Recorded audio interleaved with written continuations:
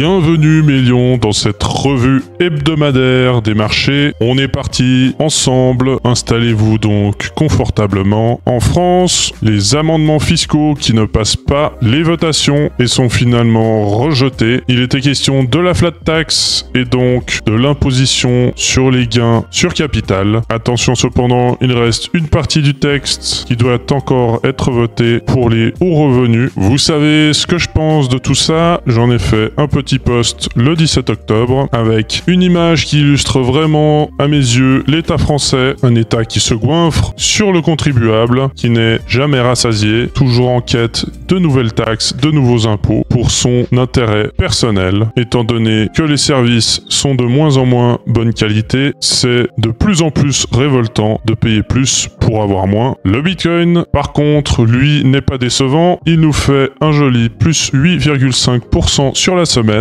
et rejoint le haut de son canal baissier long de 7 mois maintenant. Je vous avais fait un petit post le 11 octobre parlant de toutes les résistances qu'il nous restait à casser. Nous avons cassé les 4 premières, mais la plus importante reste donc la 5e. Pour l'instant, nous avons heurté les 69 000 $ quasiment au point près. J'en avais d'ailleurs fait un screenshot parfait, mais il est important de garder en tête que tant que ce sommet et cette mèche du 29 juillet n'est pas cassé, nous ne pouvons pas vraiment parler de reprise haussière sur le Bitcoin. Il s'agit là de la résistance majeure des 70 000 $ et du dernier contact majeur sur la borne haute du canal baissier moyen terme, donc sur les derniers 7 mois. Il est capital de casser ce sommet ici. Nous pouvons très bien revenir sur le support qui est une ancienne résistance des 65 à 64 000 $. Cela nous permettrait de liquider quelques acheteurs un petit peu agressifs et de gagner en force pour aller enfin liquider les ours qui sont déjà en train de se placer sur les 69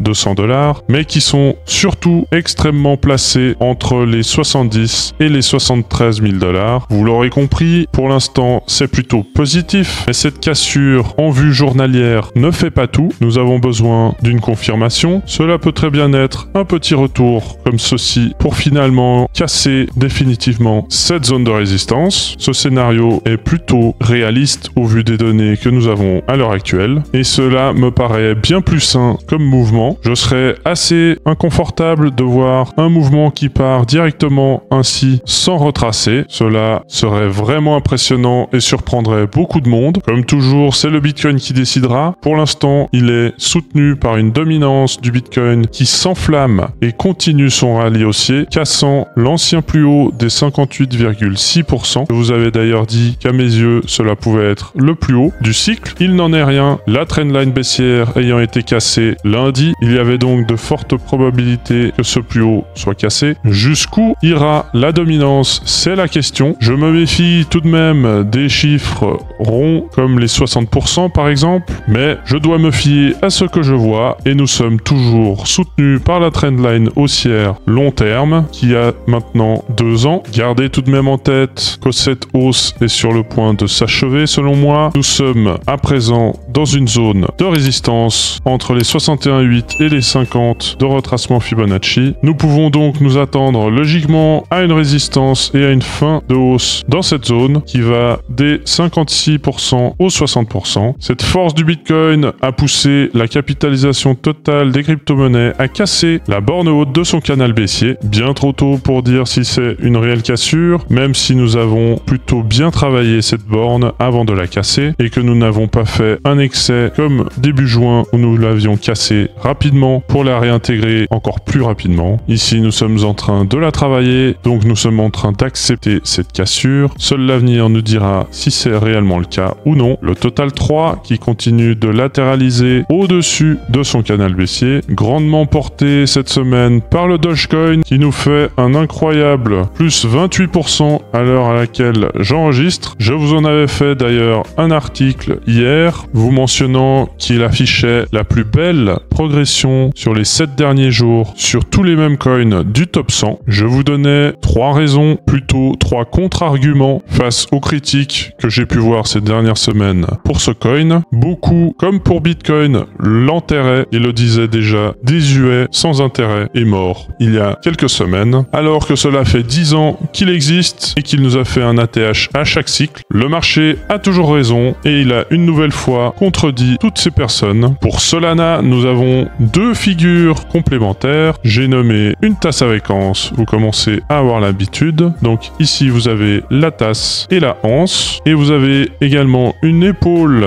tête, épaule inversée. Les deux figures nous donnent le même objectif sur les 200 $, ici en haut. Cela serait magnifique et permettrait de liquider, de nettoyer la mèche du 29 juillet, qui est également la fameuse mèche à nettoyer sur le Bitcoin. Nous avons donc peut-être ici un signe que nous avons de bonnes raisons d'aller les chercher, surtout que la trendline baissière a déjà été cassée et qu'un pullback un peu exagéré a été fait dessus. Le SP500 qui continue son rallye haussier avec une hausse de 0,6% sur la semaine. Le VIX qui continue sa chute après avoir heurté le haut du range sur les 23 points. Il est à présent sur les 18 points. La Chine qui est en train de consolider sur la zone d'achat dont j'ai parlé la semaine dernière, à savoir les 50% à 61,8% de Fibonacci. Nous avons eu même ici une belle réaction d'achat sur les 61,8, même si graphiquement cela paraît logique. Nous avons eu en plus une raison fondamentale, c'est-à-dire, je vous en parlais l'autre jour, une news sur le PIB chinois qui est sortie conforme au consensus à 4,6%. Il y a 2 jours, je vous faisais part encore une fois d'un avant-après sur l'or cette fois-ci, avec une tasse avec anse partagée le 15 octobre et dont l'objectif a été atteint donc 3 jours plus tard. L'or en effet qui continue son rallye après avoir fait une magnifique tasse ici avec sa anse ici, tout en liquidant le bas d'un range, ce qui accentue encore la force de cette figure haussière. L'objectif de cette figure était donc la zone des 2710 à 2715 $. Nous sommes même sur les 2721 $, avec une hausse hebdomadaire complètement folle de plus 2,42%. Je ne sais pas si vous réalisez la folie de cette hausse et de ce rallye sur l'or. D'autant plus que cette hausse a eu lieu pendant une hausse du dollar. Le dollar qui a été rejeté par ma résistance, qui n'est autre que le milieu du range long terme. Je vous parle donc d'un range qui a maintenant 2 ans. Rejet logique sur cette résistance long terme, mais quand même une progression hebdomadaire de 0,54% sur le dollar sur cette semaine. Et cela, je vous en parlais la semaine passée suite à ces nombreuses annonces technologiques. Elle était déjà sur sa trendline haussière. Eh bien, elle a latéralisé et n'a strictement rien fait durant la semaine. Elle a tout de même respecté sa trendline, ce qui n'est déjà pas si mal. Une bonne raison pour la latéralisation est le fait que mercredi, nous avons les résultats de cette entreprise. Donc, mercredi 23 octobre, après la clôture des marchés, nous aurons également une entreprise qui peut sembler moins sexy sur le papier. J'ai nommé Coca-Cola, une entreprise qui est en train de nous faire également une petite tasse avec anse en journalier. Vous avez ici la tasse et la anse qui est bien plus visible en H4. Donc la tasse et la anse avec un objectif sur l'ancienne résistance des 72,2 $. Pour ceux qui s'interrogent sur l'intérêt de Coca-Cola, sachez que cette entreprise est juste fantastique. Je vous parle donc d'une entreprise qui affiche une progression de plus de 10 000% depuis les années 80 et sans avoir à rechercher bien loin, une progression de plus de 270% depuis le point bas de 2008. C'est évidemment à mes yeux une magnifique entreprise